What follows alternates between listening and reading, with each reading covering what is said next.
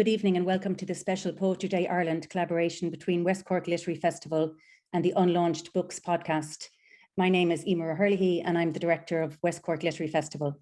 Thank you to all of you for joining us this evening, and thank you to our funders, the Arts Council of Ireland, Cork County Council and their Library and Arts Service, Fáilte Ireland and the Creative Europe programme of the European Union for making this event and all our other events possible.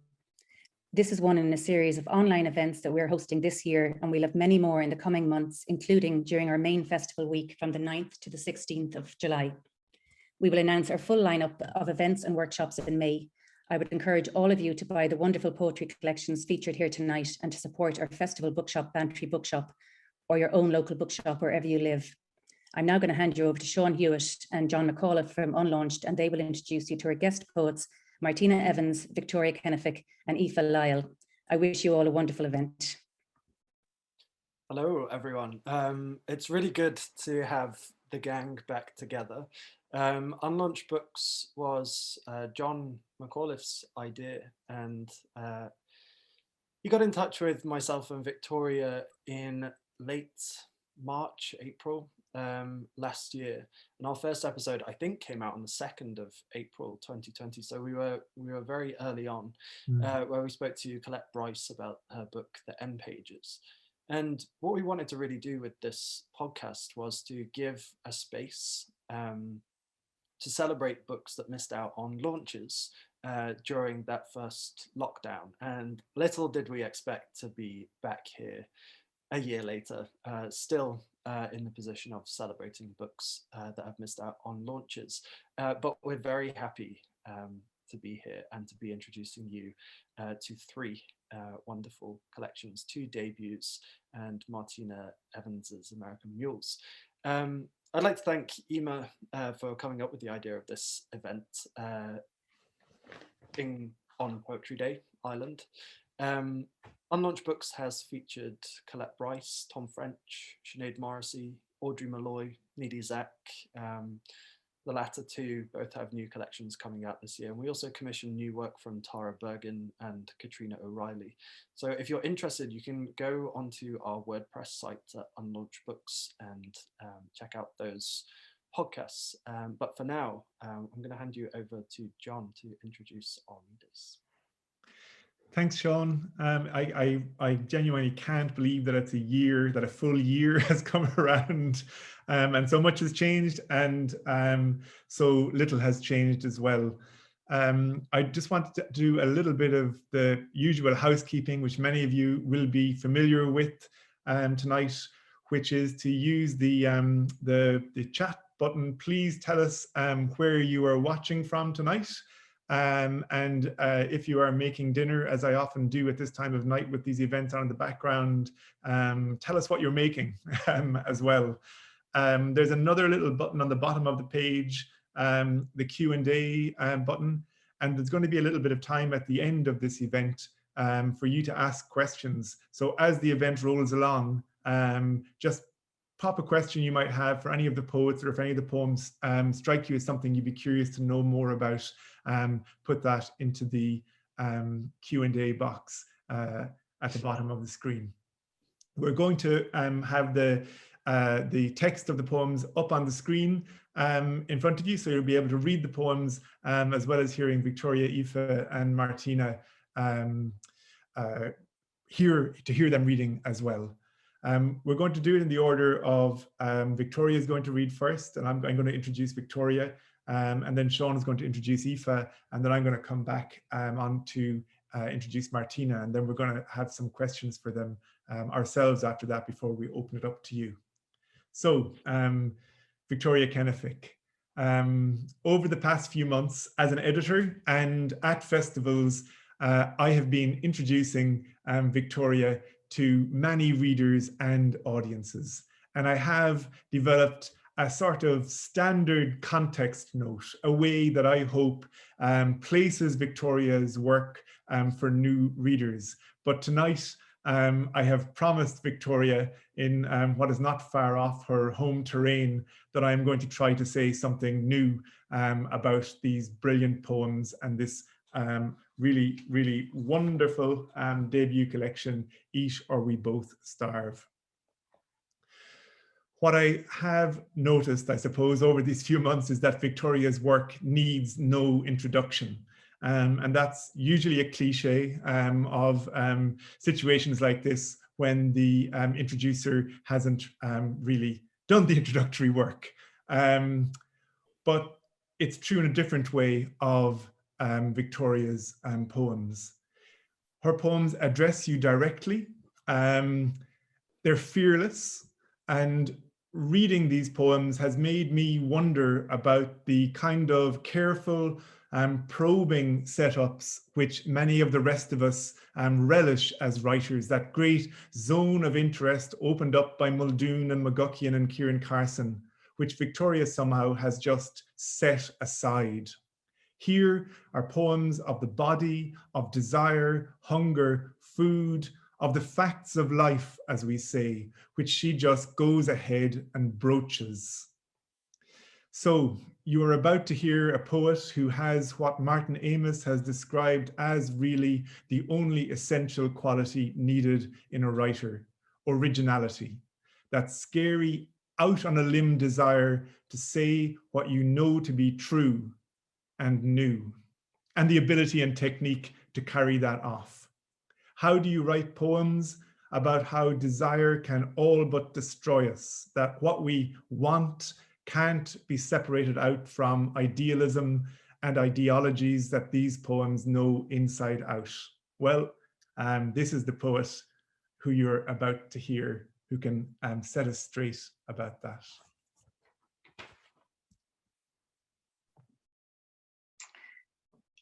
You outdid yourself, John. What an extraordinary introduction. Thank you so much. I'm really humbled, and I'm absolutely delighted to be here in West Cork in my heart. My mom is from Clonakilty and she's watching, so the West Cork Literary Festival is very close to me, and I'm so delighted to be asked to celebrate Poetry Day Ireland with West Cork Literary Festival and with my buddies from Unlaunched, and of course in the company of Martina and Aoife, and I'm really looking forward to hearing their beautiful poems later on. I took the theme of Poetry Day Ireland quite seriously. I seem to enjoy themes. They kind of give a little bit of an organizational help when you're trying to plan a reading. And the theme was, or is this year, New Directions, Maps and Journeys. So the first journey, I suppose, I considered when I was thinking about this theme is a spiritual one. And I often think about that notion of feast and famine, and particularly, you know, those times before a great feast, a religious feast, usually Advent and Lent, and even those who don't practice often go through these cycles of feast and famine. And I like to think that, or I'm trying to reframe the current situation we're all in lockdown and during this pandemic as the famine part, and that we're due a very big and elaborate feast in the summer. 40 days. Sister, let's unwrap Lent like a treat. Stroke the smooth chocolate egg beneath, the one that we couldn't eat. The wafer, yes, but no ice cream. Little Jesuses in the desert with no dessert. The devil tapping on our flat black window pane before bed.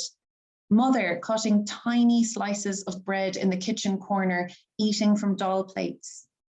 She couldn't be prouder of our ecstasy of denial, little letterbox lips refusing the sins of the tongue.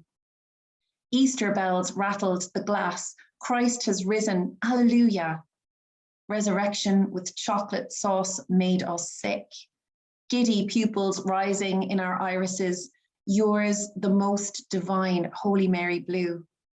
We held hands, spun round, fizzy-headed, falling down. Open the chocolate box, sister. See the liquor-centered grown-up sweets. Pillows of sin, full with 7 deadly tastes, a menu read to us on waking. In the ordinary time of your dark kitchen, we drop tissuey tea bags into boiled water. Rust whispers to transparency. Peace blooms, bleeding into molecules, slowly. Another journey I considered is the journey that I often take into the past. I'm a dangerously nostalgic person by nature, and it's something that I have to grapple with because it can lead you down very melancholic paths. So I journeyed back into obviously my own past, but also into the past of the country. And I went to an all-girls school that sadly was not surrounded by boys' schools. So we found ourselves falling hopelessly in love with the boys in our history books. Cork schoolgirl considers the GPO, Dublin, 2016. I am standing outside the GPO in my school uniform, which isn't ideal. My uniform is the colour of bull's blood. In this year, I am 16, a pleasing symmetry because I love history. Have I told you that? It is mine, so I carry it in my rucksack. I love all the men of history sacrificing themselves for Ireland, for me, these rebel Jesuses.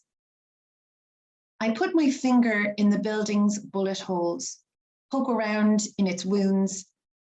I wonder if they feel it, those boys. I hope they do. Their blooming faces pressed flat in the pages of my books. I lick the wall as if it were a stamp. It tastes of bones, this smelly city. Of those boys in uniforms, theirs bloody too. I put my lips to the pillar. I want to kiss them all. And I do. I kiss all those boys goodbye.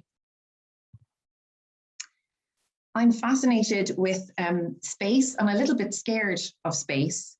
Just to think of us all now on this tiny blue dot hurtling through darkness with the giant eye of the sun staring at us. But I'm fascinated by that fear too. And I came across a famous French astronomer and author from the late 19th and early 20th century called Camille Flammarion. And he was very, very popular and charted the night sky. And he was kind of like our Brian Cox. So very, very popular, very known, well known amongst a lot of lay people. And so was propositioned and certainly received a lot of very strange propositions over the course of his life. And this is one of them. On the publication of Le Tiers du Ciel, 1884, dearest Camille, I want you. I want you to take skin from my back, my shoulders, skin that covers my breasts. The highwayman James Allen covered a memoir with his hide, a gift to a brave man he tried to rob.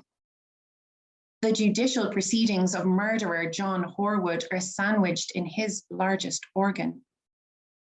Anatomy texts are bound with the skin of dissected cadavers. De Sade's Justine et Juliette has nipples.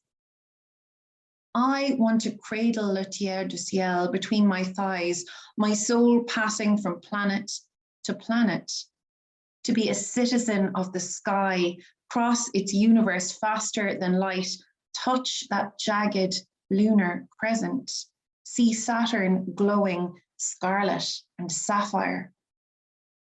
You think me frivolous, a society woman. You are wrong. I know constellations will reign in noise before existence. Stars burn after our sun dies. I want a world covered with telescopes. Earth is only a chapter, less than that, a phrase, less still, a word. Let me carry it. I was very lucky to grow up by the sea, and I still live by the sea, which is wonderful and a great gift. And I think I kind of feel very uncomfortable when I'm not near the sea. I need it as an escape route, as if I'm going to jump into it, but it's a context and it's an edge, and it gives me some sort of boundary, I suppose. So this is a story about the sea that my uncle told me, and it's a true story, he says, or he said, God love him. He passed away last year. But I suppose it's about the sea that is so beautiful, but also responsible for so much tragedy. Lighthouse. They say when they laid his bloated body in her arms, she tried to dry him with her long red hair, Her tears threatened to drown him all over again. They say that when she finally let go, her fingers were puckered. In the morning, her hair was pure white. She never left the corner house again. They say her bones barely held up pale skin, sail-taut against the storm of winds that prevailed night after night. She fell away to nothing.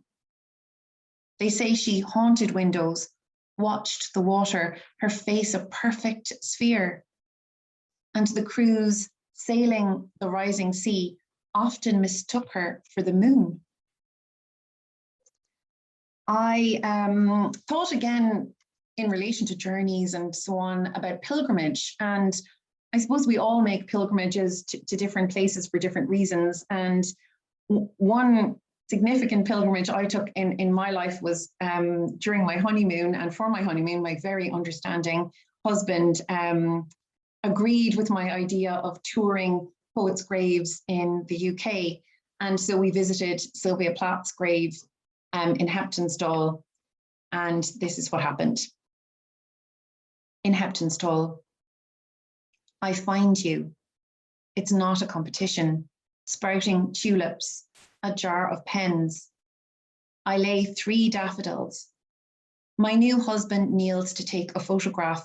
We debate the portent of honeymoon snaps of dead poets' graves. In the picture, the wind messes with my hair. Light makes me squint. On screen, I am already in the past. I apologize to your neighbor, step on his plot to get closer. My husband wisely wanders off. I talk aloud, resist the weird urge to lie on top of you as if we'd share something else but soil. I don't think we'd have gotten on. I tell you about my wedding, the poems I write on train tickets, on receipts. This poem, I do cry, relieved where you're buried is wild and fierce, that there are red tulips licking your name in metal and stone, hungry. My husband returns, waving a tissue like a white flag. And finally, the journey that we really all want to go on, and it's a very short one and a very simple one, and that is just to go out to dinner. That is what I am looking forward to most, just to be in the interior of a restaurant. So this is to all of us that soon will be feasting and enjoying a lovely long summer with plenty of celebration and health for everyone. And thank you so much for listening. A la carte. In the restaurant, I watch you slice a hunk of meat on porcelain. Your winking knife presses to relieve muscle from fat, soft as toothless gums. The steak wants you to eat it, is begging even like a pan. I have not eaten meat all my adult life, its juice and embarrassment, but now I cannot look away. The fillet pulsates on your plate. Would you like a bite? You say, extending a sliver on a fork towards my lips. In front of me, leaves, nuts, seeds. To be honest, I say, I'm starving.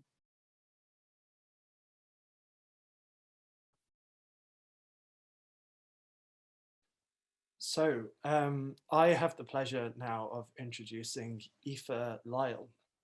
Aoife was born in Dublin and now she lives and works, I think, in the Scottish Highlands. Her poetry has been shortlisted for so many awards, it would take a long time to name them all. And her debut, Mother Nature, was recently published by Bloodaxe, and that's the book that Aoife is going to read from tonight. These are really moving lyric poems. They explore pregnancy, loss, motherhood, and the disorientating world of hospitals. In the tradition of Rebecca Goss and Leanne O'Sullivan, Aoife's poems are built word by word, carefully, until we reach a sort of volta or a turn, and the speaker gestures downwards, and we see that there's a chasm beneath these poems. But there's also light and tenderness. And this is a scaffolding which Aoife builds across that chasm to help us understand things as big and as mind-boggling as love, grief, and loss. They're incredibly intimate poems and they're intricately formed. And Aoife, I'm so looking forward to hearing you read from them. So I'll pass the stage to you. Thank you so much for that lovely introduction. And it really is a wonderful thing to be here tonight, to be reading with Victoria and Martina, and to get a chance to engage with Séan and John as well. As we were discussing, the thing with poetry is that we write our experiences on pages with the idea that people will have them without us. But I think none of us were quite expecting being without those people in person as well, or in the flesh. So it's lovely to have the chance to be here tonight and feel that little bit closer to everyone. As Victoria was saying, she loves a good theme, and so do I. And very much it is a collection with a strong narrative structure. It starts with pregnancy loss, moving through pregnancy and into early motherhood. So it's very much about a journey that is by turns silent, and there are moments in it that are very slow, and then parts of the journey are very, very quick. And I very much wanted to be able to capture those smaller ones, those bigger ones, and wrap them up and keep them for myself and for the other people who would read them too. So speaking of wrapping things up and hanging on to them, I like Victoria, looked at the poems in the collection to do with maps and directions and journeys. And the first one is called Your Name. And with pregnancy, there's a lot of secrecy around it. You have weeks where you don't tell anybody what's going on, and then people can tell from further and further distances that you are pregnant. And often it's the name that's the last thing that you get to hang on to. Your name. Sea glass on other tongues. I polish the rough cut syllables to radiant sapphires. I bury them in a chest of blood and bone. Lips sealed in the harsh island light, your name is a folded treasure map I hide in my throat. When I am lost, it will lead me back to you. Marked with the dangers such knowledge brings, my skin stretches and stretches. Longitudes and latitudes etched into a world that will never be flat again.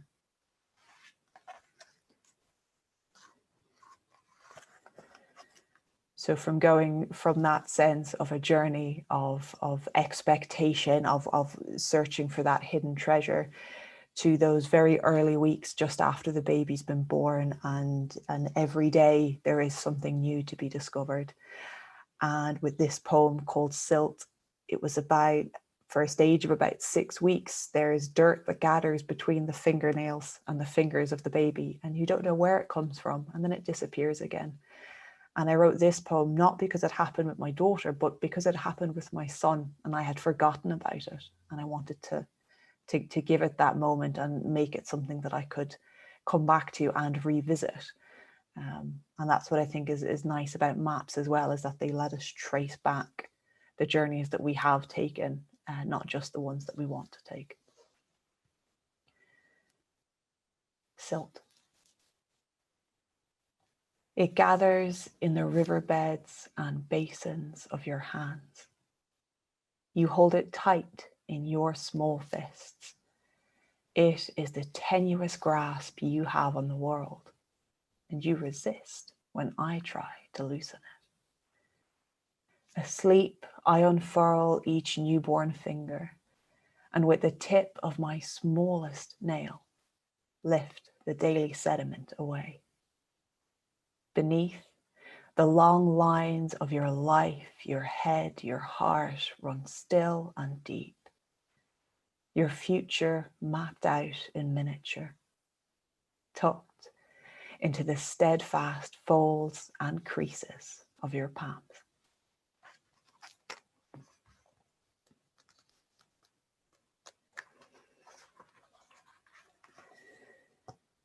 So one of the things that you will do when there's a young baby in the house is you will be asleep and awake at all hours of the day and the night.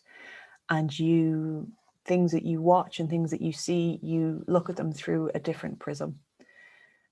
Films, for example, that I adored as a child take on a very different meaning as a parent. Films like Hook, which I was watching recently with a class, and got very emotional at the part with the children in the net, the father who's not able to reach out and touch them, and finding areas of tenderness and love and protection in things that I normally or in the past might have watched quite dispassionately. Hatchling. Prey to ghost crabs and night birds, footprints and driftwood. They follow the light of the night-crested waves, the natural horizon that beckons and threatens and promises to protect them. Curled into the shell of my pitted, dimpled stomach, we watch for those who never even fled the nest, or for whom the water's edge became a shallow grave. I watch for the journey you took to get to me, for the 1 in 1,000 who makes it to the sea.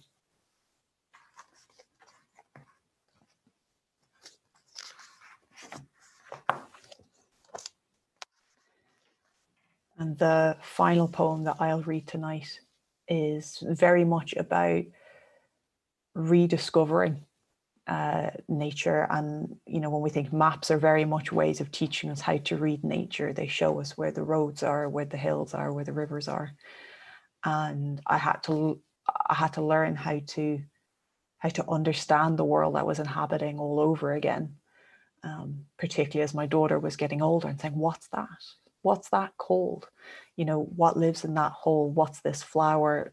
What tree is this leaf from? And it made me realize that these things I had learned in junior and senior infants, I hadn't used for so long.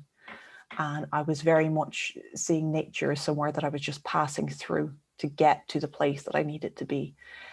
And it was lovely to have that chance and to think about it in that way. And that's what I like about Poetry Day Ireland, having this theme. It invites you back into your own poems again and lets you think about them and consider them in different ways or with new eyes.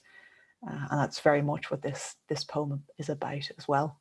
Thank you very much for having me read as well today. Our neck of the woods. The flora and fauna of childhood fill every room. The walls are full of your markings. The house is full of your scent, and still you cannot settle.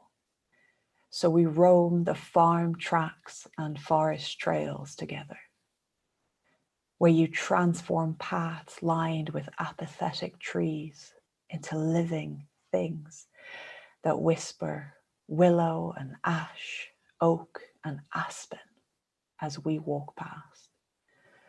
The chaffinch asks, do you see? Do you see? Do you see me here? The blackbird teases, you can't get me, you can't get me, you can't. There are wildflowers again, and brambles to be stopped at and looked beneath for berries, and badgers hiding from the latent eyes of passers-by. The tails of lopping rabbits light our way, and we step around potholes waiting for the rain. Thank you.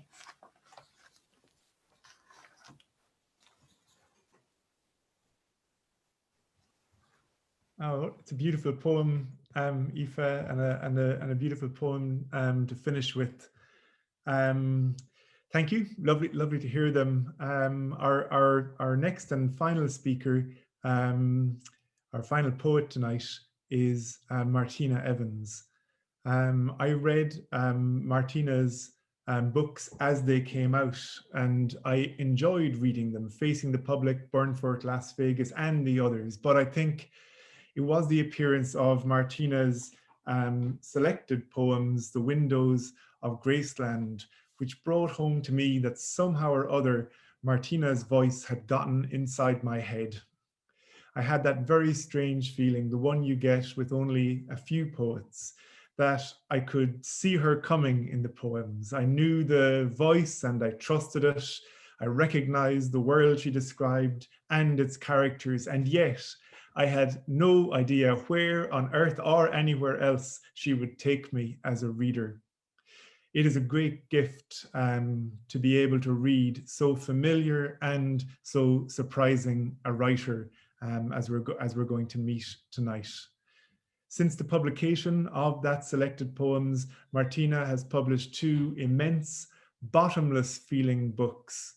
The book centered on the Irish War of Independence, the amazing and amazingly titled Now We Can Talk Openly About Men, and this month, American Mules. And here's American Mules. And this book contains a set of brilliant new individual poems and another long poem, Mountainy Men, which Martina is going to read from tonight. By way of preparation, can I say that this new book strikes me as yet again completely original. Reading Martina's work is like having a dimension restored to my life. Sometimes I have a nagging feeling, some image or phrase or story, and I start thinking maybe this is something that I dreamed last night. Lately, it turns out that I've snagged instead on a poem of Martina's, one of those wonderful, puzzling, atmospheric wanderings from Mountainy Men and its narrator, the haunted, memorious video shop owner, Johnny O'Hare, to whom Martina is now going to introduce us. Hi, and I'm just thrilled to be here, and thanks so much, Emer, for inviting me, and just such a great bunch of poets. It's marvelous. And my journey is, I really feel the need to escape at the moment, so I'm going to escape into the voice of Johnny O'Hare. Mountainy Men. Prologue. If you tell your dreams, you don't have to dream it anymore, says Alan Ladd. This Gun for Hire, 1942. I can tell you now, I've tried it and it doesn't work. It's your subconscious, my eye. They were just overexcited about Friday in the 40s. Ingrid Bergman clucking over Gregory Peck in Spellbound, 1945, driving him mad with her fork on the white tablecloth. Well, I, Johnny O'Hare, video shop proprietor, 2008, thought if I wrote it all down, I'd get those girls out of my mind. That my sister Greta would agree what the owl fella did, along with the track to the skivvy to our bedridden mother and Blackie the cat. And how would he been finished if it wasn't for Mrs. Savage, the postmistress? 1. I'm not sentimental. That was cut out of me early. That was the owl fella's territory, the drink territory. At the beginning, we didn't know because the old lady said it was brucellosis. The suffering was desperate, she said. That was the rage, and we were to have the greatest pity because no one suffered more than himself. A tractor came up the mountain, rocking on the corks of her white platforms, her purple fringed handbag knocking us all out with her old perfume called Sticks. May 76, hotter than the Bronx. Us all in a line at the kitchen table, facing into his wonky 6 feet big kitchen window, like the control panel in Star Trek. All the stars.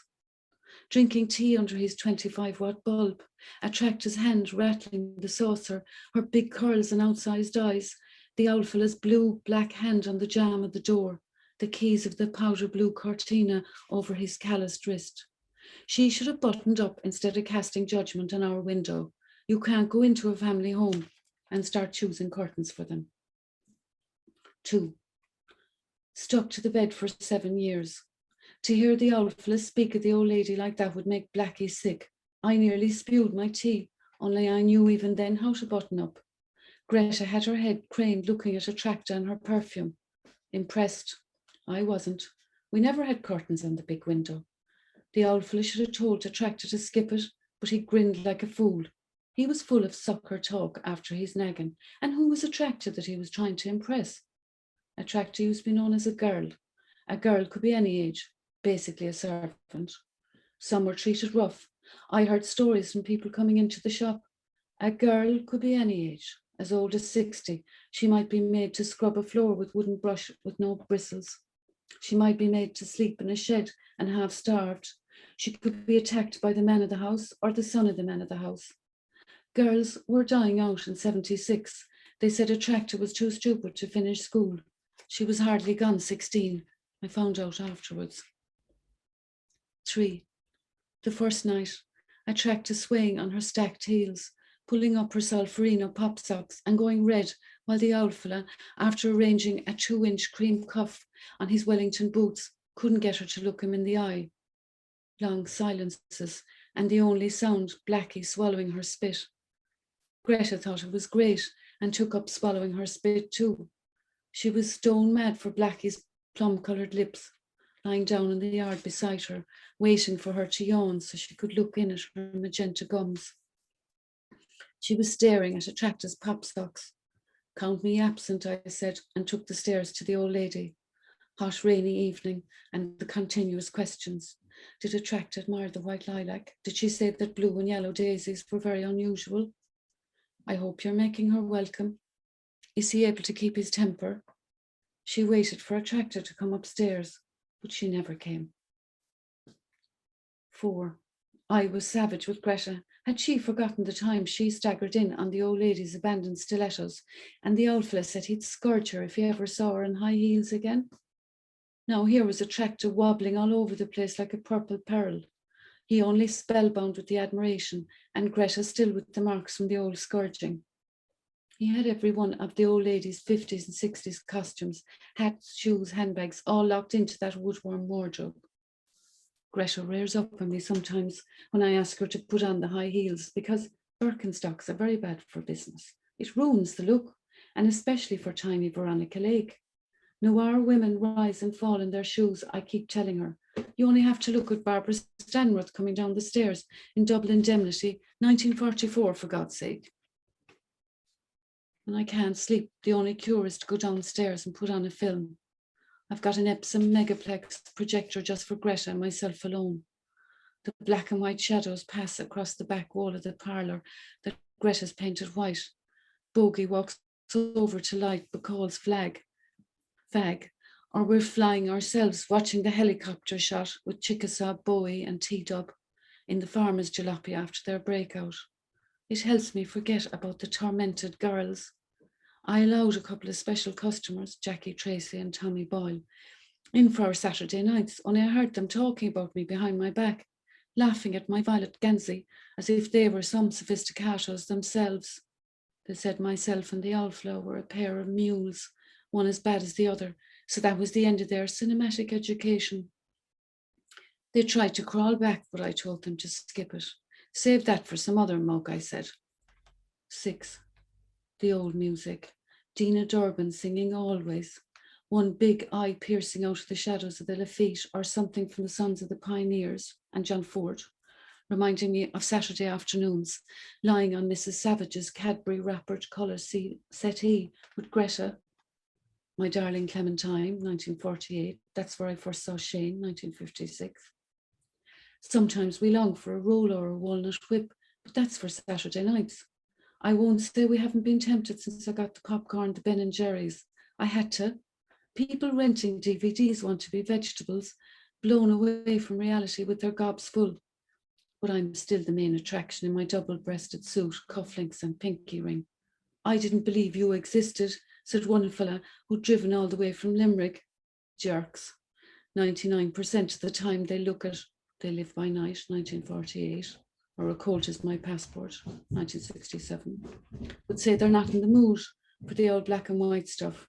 Pick up 50 first dates or gladiators, a tub of M&Ms, a barrel of Coke, rush away on their bulbous trainers, avoiding my eyes.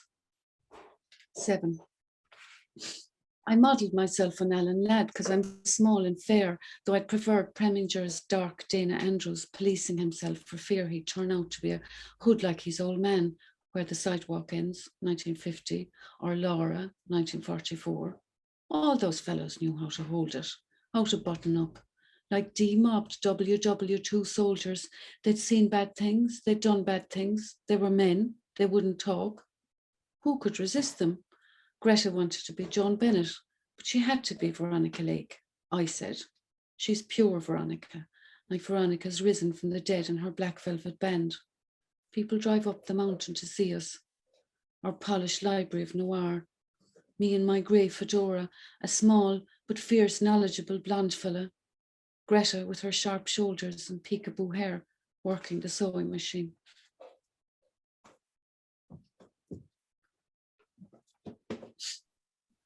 I do wish that would go on forever, Martina. I don't. Should I turn my camera off?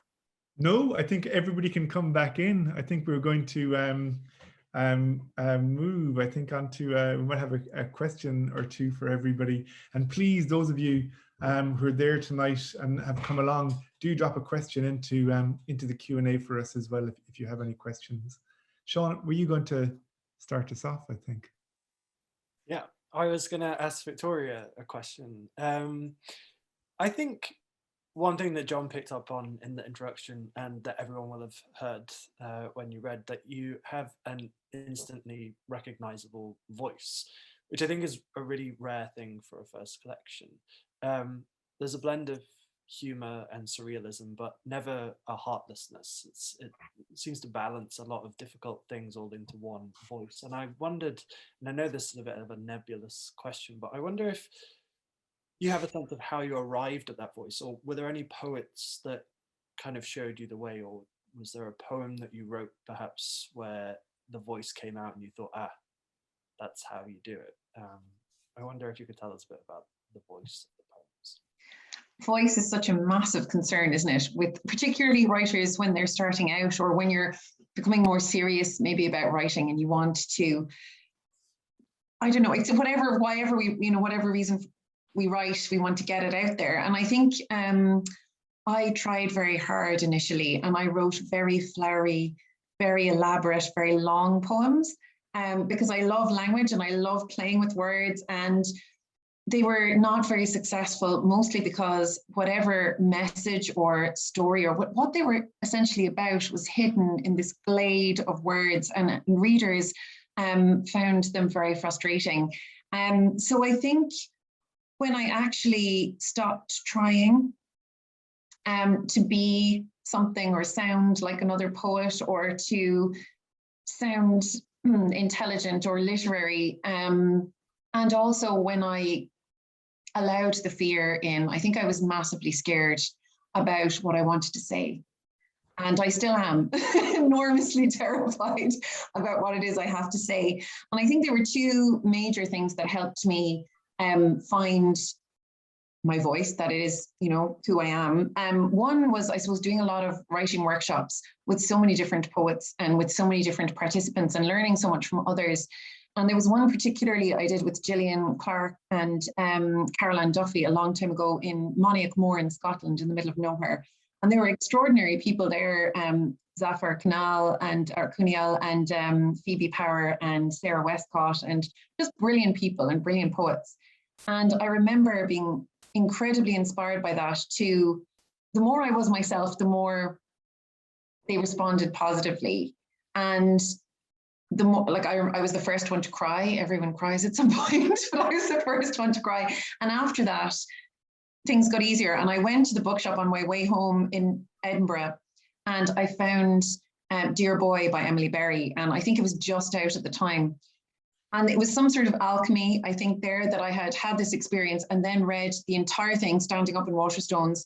And I was like, oh my God, I think I can do this. Like, she, I'm a massive fan of her work. And she's just so clean and clipped and comic and funny and brazen. And, reading that collection gave me a huge amount of confidence, I think, that I could, maybe do what I needed to do. And then going to America and meeting Gregory Pardlow and doing his workshop. And he was just basically saying, Victoria, just cut it out and get to the essence of things. So I think Cork Schoolgirl probably was a real breakout poem for me, and it's one I have a huge amount of affection for. But it took a long time, Séan. It took a long time, so I'm glad I arrived at this point anyway, and onwards and upwards. Thanks so much. Well, I think we're all very glad that you were brave and wrote these poems, because the result is so arresting, and yeah, maybe sometimes the bravery is the hardest part about being, well, without sounding self-helpy, but about being yourself, right? To put it down on the page. John, did you want to ask a question? It's a sort of a voice-related question for Aoife as well. It's one of the things that your poems, you had a lovely phrase about how this has allowed you, that a day like today has invited you back into your own poems. But there is a lovely sense across all the poems that they're very hospitable to other presences. And whether that's human presences and absences, or whether it is the natural world. And I just wondered if you could say something about that sense about your poems as sort of boxes for voices. In the book. Absolutely. I think very much when I was starting to write the poems initially, it was a combination of wanting to come to an understanding of this thing that I had never experienced before.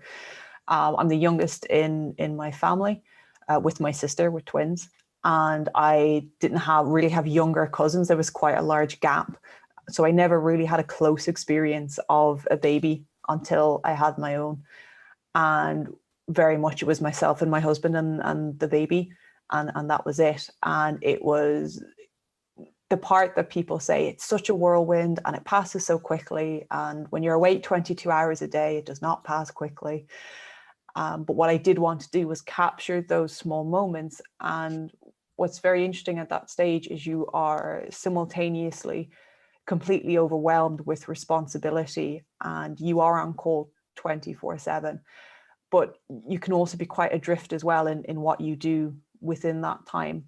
And it was very much a lot of the presences that have come into the poems were those experiences that I had. So, for example, Victoria was mentioning about Professor Brian Cox, and I watched the Planets series in the opening weeks after my son was born, and I was sitting there watching it at 3 a.m. at a time when it was interesting that you mentioned boxes, but when those sides of things and those clear-cut realities weren't there, and it allowed me to get that chance to move in and out of these different areas quite, if not easily, then naturally. And these were the times when I was writing things down. It was also important for me as well when I was writing this, and it was a discussion that I had with somebody about a year ago, and we were talking about the idea of universal subjects, and kind of the way the collection was starting to come together and how it was starting to be written. And it was very much that idea of saying, I am trying to write about something that I had to learn how to understand from the inside out, and I want to communicate that to people where they are. And very much came into mind because I'm a teacher as well, thinking about things like Wilfred Owen and war poets who are trying to communicate something that people have never experienced, have no understanding of, except what they see on television or in the media or the cinema screens as they would have used back then. And saying that you don't want to take it and make it an abstract thing if it's not understood to begin with. So I'm certainly finding in the collection I'm writing now, I'm going more into them in that direction. But for this, it was very much about letting a reader come in where they were at, and then taking them further. That's great, and it's a lovely description of what the poems do as well, Aoife. I had just one quick follow-up question, which is that you write really well about poetry. You've written some really wonderful review essays that I've seen over the last couple of years in different journals. It's something I suppose that Martina and Séan as well are such regular and know, the difficulty of writing so regularly about poetry, but also the joys of coming across things. And I wondered how you combine that kind of writing about poetry, and does it feed what you're doing as a poet as well? Absolutely. I started writing the reviews actually during my first maternity leave, because I was reading these fantastic collections, and I was very much still only coming into poetry at that stage. I had kind of left it alone, even though I had done poetry through school and through college. I kind of left it alone for a decade, and I was coming back, but I was finding that I wasn't taking it in, and I wasn't getting a sense of what was going on. So I set the challenge for myself that for a year I would write one review a month and start to get my head around what other people were doing. And most of my review copies, apart from being covered with pencil marks and underlinings and oh, that's brilliant, and a lot of what Victoria was saying was, I can write like that. We can do that. Like, that's how form exists. This is fantastic. So very much feeding in. So a lot of those review copies also have poems that I've written because I've been so directly inspired by the thing I've read in the book. And there's other books I'm reading at the moment. Like, I was out in the garden last week reading a review copy, and I've got 3 poems written in the back from looking at what they had written, but then also looking at what I was doing and letting those barriers come down, like with that idea of the box. So it was very much for me, not just about what we could do, but what is possible and what people are trying to do. And what I like about it when I'm doing my own writing is I'm putting myself in it, even though I'm kind of like the one taking the picture. So I'm not bodily in a lot of my poems. I'm kind of more like the photographer. But in the reviews, I like to take myself out of it completely. And I see it as this fantastic jigsaw puzzle. And I say, there's the picture, but we're not showing you any of the joins. Can you find them? And as we know with the best poetry, it's really distinct, but the joins aren't obvious. Even in the most kind of stark or clipped or fluid poems, you're like, oh, I see, and you see these bits coming out. And I always think about it about looking at about art. Anybody can look at a painting, but when you understand different techniques or different things that are being done in it, things like the Dutch paintings where things to do with light or techniques, and you see it as like this whole new little secret world that you get to have with these other people, and you get to write these reviews and you get to share that and go, oh, look what this person's done. Isn't it lovely?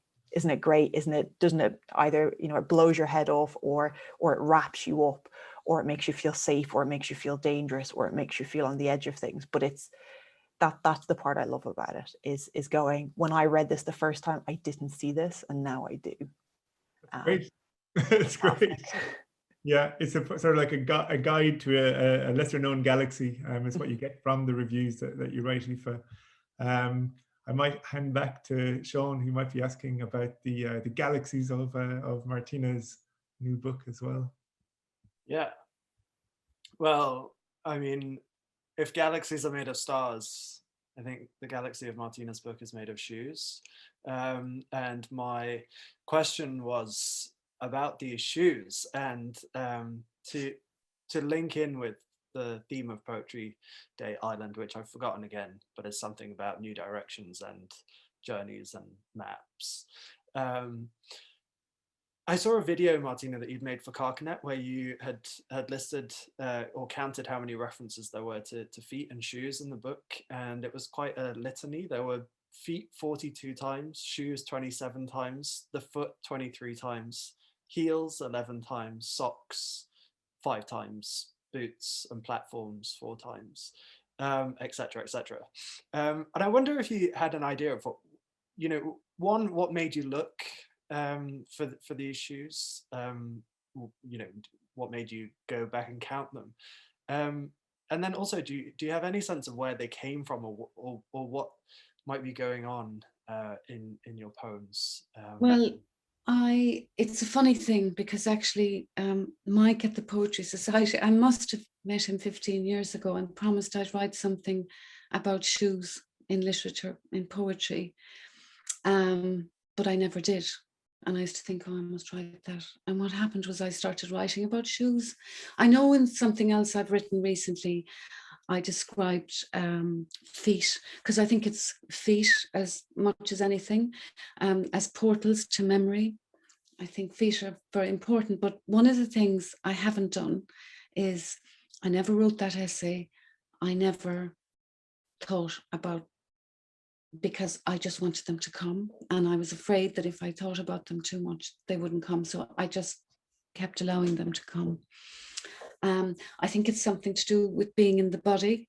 You know, they tell you to imagine you've got roots going down into the soil. If you're one of these people who run around with their head flying in the air, which is me, I find it very hard to be in my body. So I don't know whether that was part of it. So I've kind of left it as a mystery for myself. I want to write about it maybe when it's all over. But it also led me back. So, I mean, feet, journeys, and it led me back to my previous life as a radiographer, which again was with the body and just going further into it. I mean, sorry, I'm being very boring because I really didn't want to think about it too much. I think I've got an awful lot of joy out of playing. I think it felt like play for me. And I think especially when I was putting the two books together, and I realized I had to combine the narrative with the book, which is a book of poems, just kind of your normal lyric type thing. I went back into the Mountainy Men and I started chewing it all up, and it made total sense that he would, being a noir fan, he would be into shoes. And then I began to crisscross back and forth between them. So I liked the ideas of the books being kind of like Johnny being kind of an offshoot of what I did. So, you know, somebody says that a name was changed in one of the poems in County Kerry because they had a double-barrel name, and they said it was changed after the Free State because it was bad for business. And then I took the cue and I took it over into the second collection, and Johnny is saying the Birkenstocks are bad for business.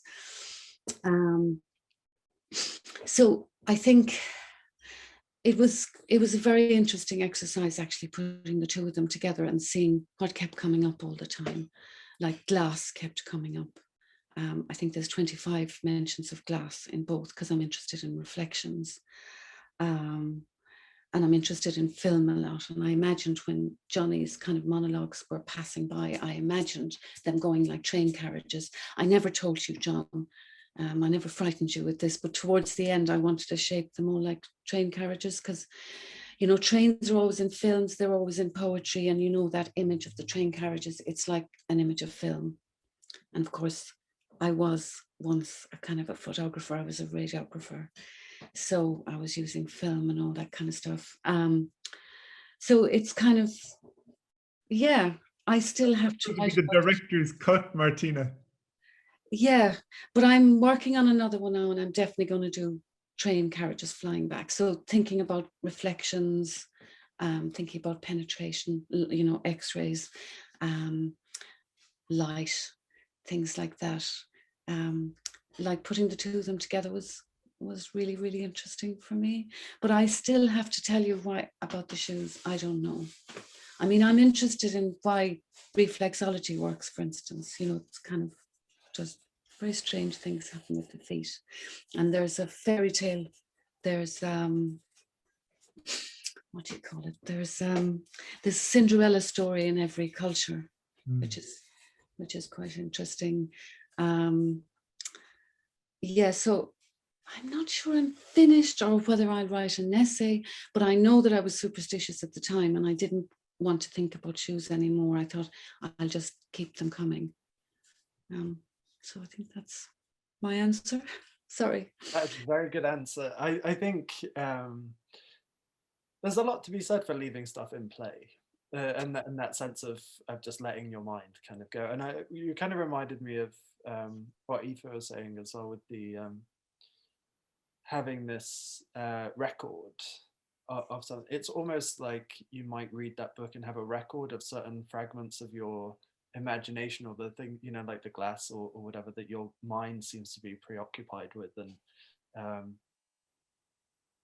I don't know, sometimes that's a mysterious map that you don't actually know where it takes you, or sometimes patterns emerge. But I think there's something nice about poetry with that. And yeah, when you read a lot of poems, especially other people's poems, I think you notice them cropping up.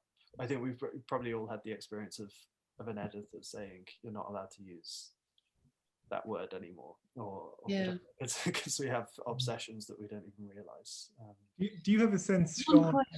I might ask Aoife and Victoria as well, about words that you use a lot in your work? What are those words? I have a construction, which is as though. I always want to say something is as though something else is happening, because I don't know, I don't use like, I don't use as that much. I often avoid kind of the direct metaphor, but I always do as though. So now every time I write it, I have to cut it. I'm banned. I've banned myself from using it. So yeah, that's mine. Victoria?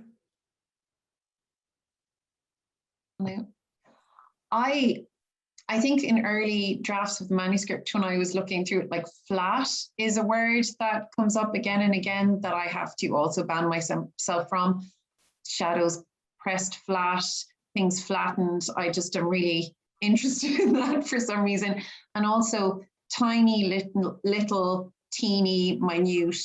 Like I seem to love describing the tininess of things and things being tiny against something bigger. So that kind of, I suppose, moving into a miniature, but there are other ways of doing that. So that is what I am working on now, but it's an amazing thing too. There are new ones cropping up all the time. And it's just, it tells you, as you say, Séan and Martina, it tells you so much about where your brain is at and what you're kind of mulling over even subconsciously. Kind of a little map, as you said, Séan, of what's going on inside. Aoife, do you have a couple of words like that as well, or constructions? I think that would be something that other people would be able to tell me better. But I know something that I like to use the word that, because I like that. I think it provides a momentary pause that has a lot more purpose than or as or and. I like a good that. That seems or that says. The thing that I'm still working through with poetry is questions. So I only, from what I'm looking at and from what I can recall, I only have 2 poems that have questions in them, and they're finished within the first 6 poems. So one poem is completely questions, and then again there's a couple of pages on, and then after that, because I felt I didn't want to ask questions, I wanted to answer questions with the things that I was writing. But a good that. And it is something that keeps me going. But I'll hang on to that. That's the hill I'm going to die on. Love of that. Good. Well, I'm not sure we have any questions in the Q&A. So I wondered if we might just move, because Séan and I asked everybody if they would finish tonight by reading one poem by somebody else, which had been important to them and which talked about journeys, maps, and what Séan referred to as new directions earlier. So those are the themes for Poetry Day Ireland. So I might pop up the share screen, and I'll ask Victoria and then Martina and then Aoife to finish off by reading 3 more poems, because I suppose it's a day all about hearing other people's poems as well. So thanks so much, John. Excuse the sirens in the background, downtown Tralee. This poem is by Dorothy Malloy, and I was aware of her work, but it was John actually that recommended her to me. And Faber just recently brought out her collected poems, and I hugely recommend them, as John did to me. She's an extraordinary poet, and I feel like I'm her ancestor in some way. There was this jolt of recognition I felt when I read a lot of her work, but I think she's far braver than I. Looking for Mother by Dorothy Malloy. I ransacked her room, loot and pillage. I root in her trunk, crack open the tightly sprung boxes of satin and plush, pierce my breast with her butterfly brooch. I pose in her hats, French berets, mantillas of lace, the veil that falls over her face, the boa she wraps round her neck. I try on her shoes. Her slippers are mules.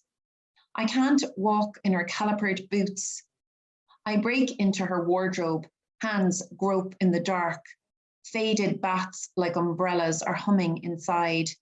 Stoles of fox fur and mink, tiny claws, precise nails. Lips clamped in the rictus of death. I'm hot on the scent of estrus, umbilicus, afterbirth, eau de cologne. I fling myself down on the bed that she made of dirt from the catacombs, blood of the saints. Under the counterpane, nettles, goose feathers, a torque.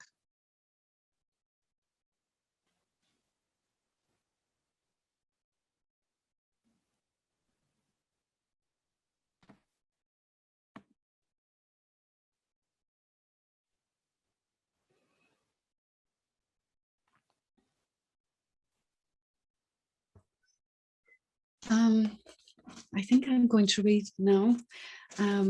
Basically, I picked The Train by Moya Cannon. I admire very much the way she can do these vistas of history.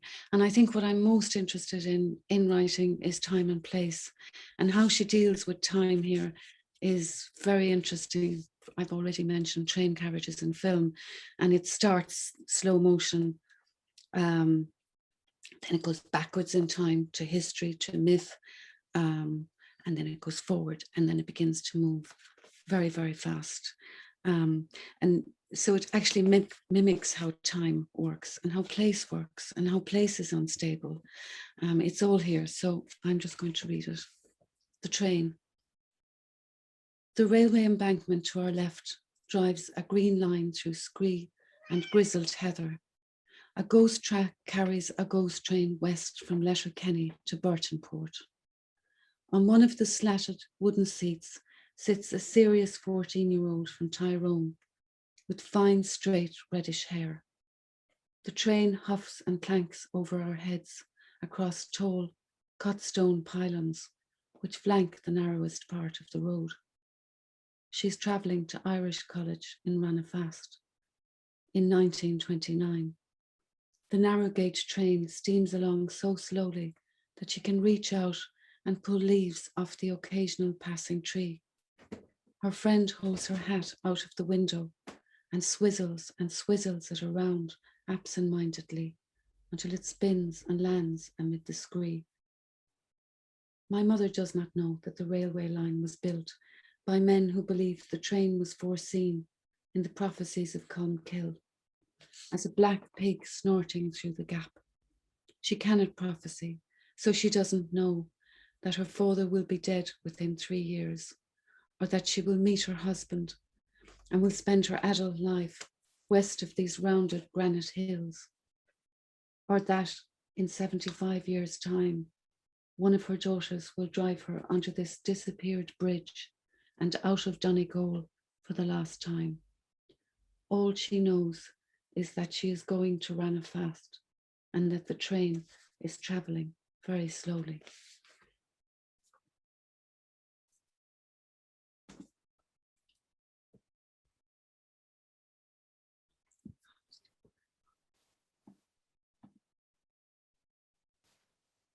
Okay, and the poem that I chose again to do with the idea of map and mapping is Speaking Shetland, and it's by Roseanne Watt from this collection here. And very much in the way I feel as poets, we map our experiences into language, but also in a way that when you hear people speak, it can bring you back to places. So being here tonight and hearing people from all these different parts of Ireland, it brings home that much closer, because it's the rhythm of the words and not just the words themselves that bring that sense of closeness. Speaking Shetland. Here's the trick. Pretend your mouth is full of stones. Feel the dead weight pressing on your tongue. The way this opens your throat, turning your mouth into a cave, a wide darkness. Then, and this is crucial, let them drop. Still spit warm from your lips, and watch how they could shatter on impact anything which they struck, how they could break like bone or bread. Thank you. Thank you very much, Aoife, Martina, and Victoria. We're going to hand back to Emer in a minute, but I think it's probably worth reminding everybody that these are the books that we have been, well done, Séan. These are the books that we have been reading tonight, and they're such great books. Really delighted to hear you read from them tonight. A pleasure, and thanks to everybody who's come along, and to the West Cork Literary Festival and Poetry Ireland as well for helping to set this up. Thank you very much, everyone. Thank you, guys. That was absolutely marvelous. I hope everybody watching tonight enjoyed it. And I just want to thank John and Séan for their brilliant chairing of the event, and our three guest poets tonight, Martina Evans, Victoria Kennefick, and Aoife Lyall, for such a marvelous event. I hope you all enjoyed it as much as we did. So thank you very much, and hopefully we'll see you all at another West Cork Literary Festival event in the future.